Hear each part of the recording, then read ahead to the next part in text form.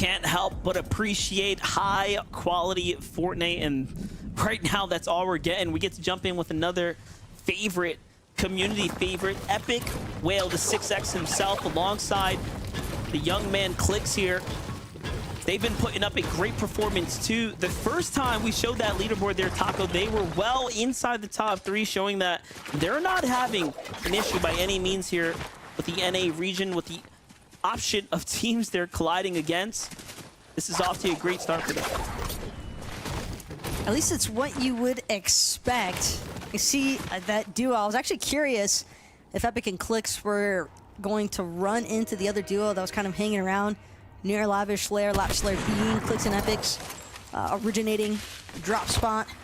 That's where I like to see them go the most often, and it's been on more than one occasion where I've seen teams, when they recognize the fact that they're dealing with Clix and Epic, they'll kind of wait by the vending machine near a Lavish Lair because they'll just know what the loot path tends to look like for Clix and Epic well. So good on them managing to avoid that danger for the time being.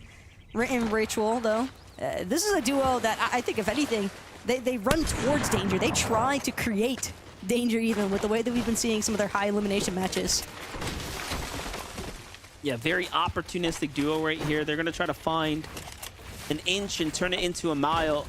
Even now, look at this, cautiously approaching teams, approaching new positions, not taking this opportunity for granted, this lead that they had for granted, still putting respect on the lobby, so erring on the side of caution so far.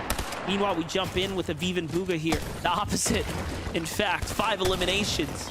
Another pretty respectable team in front of them, Yuz and Sid. This is not a duo that doesn't have experience in top-tier lobbies. This is a team that has been here before. However, Bugha and Aviv are making it look that much more simpler.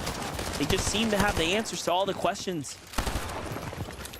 And I like this as well from Aviv, kind of trying to pressure from just one layer up, while Bugha stays on the same layer as Yuz and Sid. But Bugha does eat a tag. That's going to force him into expending one of his shield potions. Does buy a little bit of time here, though, for Sid and Yuz. You tell Sid trying to make the approach, trying to see if there's maybe a flank they could possibly look to mark, but instead it's going to be Yuz still doing his best to hold the walls up against the likes of Aviv and Bugha. A little bit split, though. Bugha starting to take a little bit more of a direct path, maybe tired of hanging around here, but again, massive return damage. That's going to give Sid all the momentum that he needed to try and charge into Bugha's box, and that's where you'll see Aviv immediately transferring the medallion over to Bugha to make sure that he can regen shield at a much faster rate. Crash pad off the Flowberry Fizz, and Bugha and Aviv still chasing down Sid and Yuz, and now Sid just ate so much damage while trying to disengage, but it's Bugha who might get turned on. Sid had 26 health and somehow manages to find a tag that takes down Bugha as well, so an equal exchange on both sides. And Sid has got to be so confused about, or sorry, Bugha's probably so confused of what just happened. Aviv with a monster shot, though. Oh my gosh. In the white tag right here, Aviv with the finish onto Yuz. What did we just witness? That was an incredible play by Aviv when it was all looking so desperate. And another one with the follow-up. Don't tell me he's going to do it again. That is a nasty combination, though. And Aviv looks like he's just gonna go for the next lobby, though, at this point. After losing Bugha at a stage, Aviv probably thinking to himself, look, we've got other matches that we can work into. We'll queue next. We don't need to try and force it in this one. Don't think Aviv wants to do back-to-back solo clutch runs, even if he did manage that top 10 in the last one. Respectable choice. Did some serious damage, though, to some of the other teams that were rotating, but yeah. And you know what? I just want to give a little bit of credit to Sid and Yuz, because they also had 4 eliminations already in that game. So not only did they also just have a very hot start and they were hoping to, you know, capitalize on it, but Bugha and Aviv were on the same track, and unfortunately the rotate just backfired for both of them. So they're both going to be upset. They both are essentially losers in the situation right there, which is so tough of a spot to be in right there. But hey, man, luckily, the way the format's going to work out, yeah, they can just get right back in the queue, right? They can just play it out try to look for a win, try to capitalize somewhere else. I wonder if they'll run into each other again, though, in the next lobby. They Since they were might, both yes. elims at a They relatively might. similar time. They're in the same queue. I would imagine, anticipate even, that those two might have an opportunity to clash yet again. But worried about this lobby right now. What the replay has in store for us, it's Epic going a little crazy. We like Epic Will. We love to see Clix winning here. Let's take a look at how they set it up. Epic even checking the flank there, making sure things are safe as they push through this team. They're very much in the mix of all the opponents starting to rotate in. So finish off that elim nice and quick is definitely the way you want to play it out. And now trying to go for a high ground spot to see if they can secure a dub here. I like the play, but it did bring the attention of the lobby. So little reset's going to happen here. Medallions exchange, just making sure they could cap off all HP, set themselves up for success here. And Epic still drinks the big pot, though. He's not taking any risk. He's like, nope, I'm making sure I get the help I need. I like this as well, though, from Epic, just trying to suppress some of the other teams a little bit further west of him. It seems as though Clix and Epic, like you were saying, yeah, they definitely have in mind we want to try and maybe play for high ground here. So we're going to prevent some of these other teams from looking to build up as well. We don't want people that are able to maintain the same layer as us, essentially. So for Epic and Clix, we'll have to tap back in shortly to see whether or not that actually works in their favor. But another team that's looking to play a little bit more mountainside, quite literally. It's Visuals and Braids in a slightly tough position here as well for Visuals because he doesn't have any crash pads, doesn't have a grapple blade. So this next rotation might be incredibly tough.